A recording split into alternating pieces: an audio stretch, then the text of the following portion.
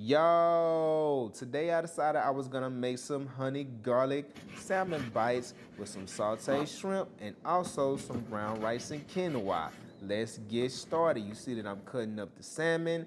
Here's the seasonings that I'm using. Pretty simple, and I'm using the same seasonings for the shrimp as well with some added paprika.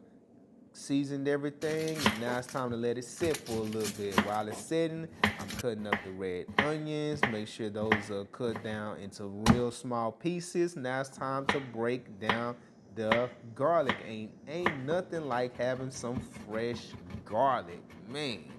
Now it's time to set that to the side. Adding the salmon to the skillet, let it cook on all sides until it's all the way done. Do the same thing for the shrimp, because you definitely got to make sure everything is cooked. While that's going, add the brown rice and quinoa to the mix. Now it's time to make the sauce. Add a little bit of butter to it with the onions and the garlic and some honey. Mixed everything together, and guess what? Time to eat.